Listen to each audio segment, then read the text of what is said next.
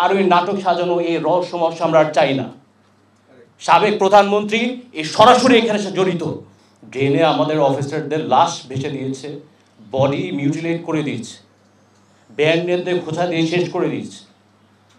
আর বাবাকে কেমনে মারলো, আমার মার সাথে কি করছে। আমি রাকিন আহমেদ ভুইয়া বলছি।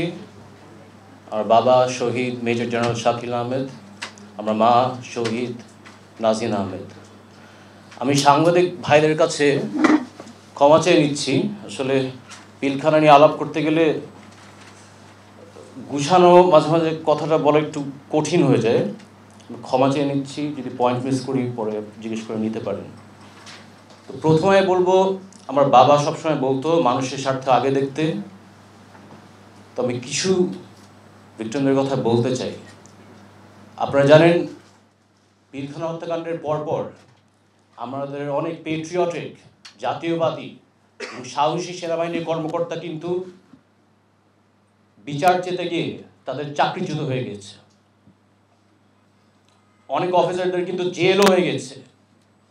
দরবারের শত শত অফিসার আগের রেজিম চাকরি শেষ করে দিয়েছে সবার।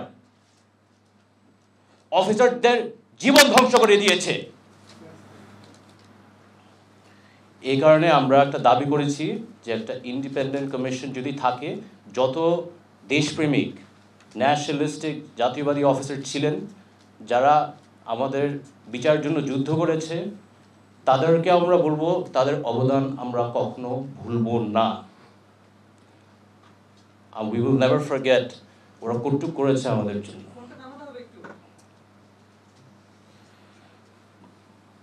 আমরা চাই, যে কারণে সাকিব বলল, একটা ইন্ডিপেন্ডেন্ট কমিশন হোক, যেন এই ক্ষতিগ্রস্ত সেনাবাহিনী কর্মকর্তা যারা ন্যায় বিচার দাবি করতে গিয়ে তাদের চাকরি হারিয়েছে, তাদের জীবন ধ্বংস হয়ে গেছে, জেল খেটেছে, তাদের যেন ডু রিইনস্টেটমেন্ট থাকে এবং কম্পেনসেশন দেওয়া হয়।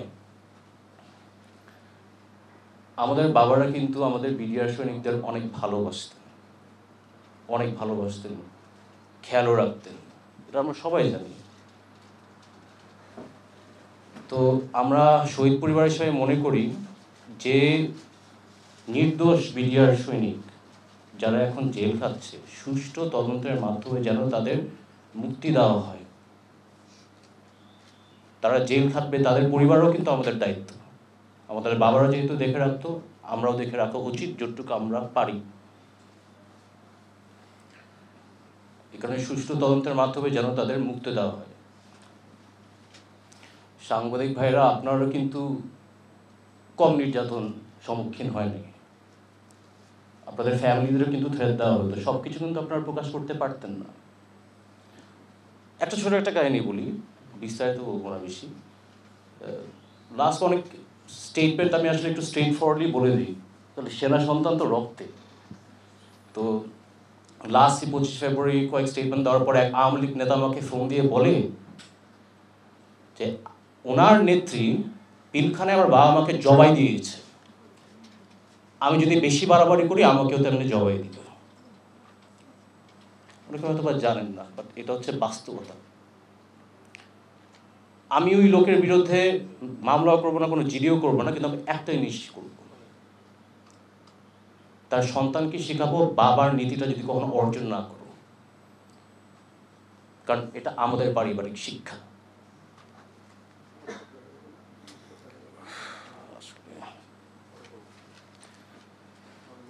25শে ফেব্রুয়ারি 2009 সাল কি নির্মমভাবে হত্যা করেছে আসলে বলতে তো কষ্ট হয়।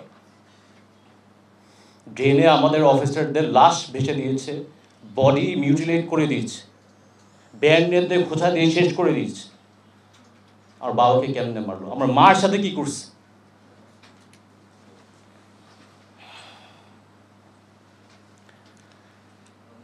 আসলে আমি সরাসরি বলে দিই, পৃথিবীর ইতিহাসে আমার মনে হয় না কোনো ইভেন্ট হয়েছে যেখানে একটা সিটিং প্রধানমন্ত্রী একটা বিদেশি রাষ্ট্রের সাথে ষড়যন্ত্র করে বাংলাদেশের রাজধানীর বুকে 57 সেনা অফিসার হত্যা করে।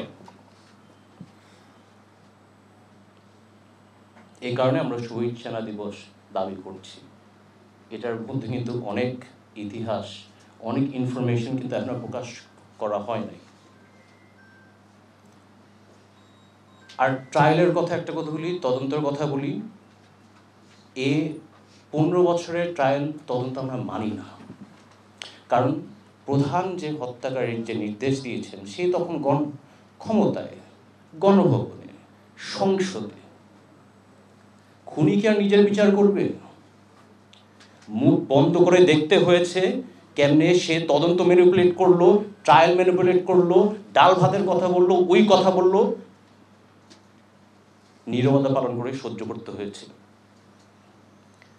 আমরা সুষ্ঠু তদন্ত এখন দাবি করছি, সুষ্ঠু ট্রায়াল দাবি করছি। আকান সাহেবের মতো লোক না যে তদন্ত করে আওয়ামী লীগের নমিনেশন চেয়ে বসছে। আসলে বলেই দিই, মরলে মরছে, ডাজন্ট ম্যাটার। এই হত্যাকাণ্ডের সাথে জড়িত শেখ হাসিনা, ফাজলে নূর তাপস, শেখ সেলিম আর তাদের অনেক লোক আছে যাদের সাথে কমপ্লিসিট। আমি ক্ষমা চেয়ে নিলাম, বলে দিলাম, এটা সত্য। আর ওই নাটক সাজানো এই রহস্যময় আমরা আর চাই না। সাবেক প্রধানমন্ত্রী এই সরাসরি এখানে জড়িত। তাদের আইনের আওতায় আনার দাবিটা আমরা জানাচ্ছি। আর আমি ধন্যবাদ জানাতে চাই এই নতুন প্রজন্মের মুক্তিযোদ্ধা, ছাত্র জনতা, যারা সাহস নিয়ে একটা স্বৈরাচারের হাত থেকে আমাদের মুক্তি করেছেন। আমি আন্দোলনে ছিলাম, আমি গর্ব করে বলতে পারি। এর থেকে আরো গর্ব জানেন কার করি?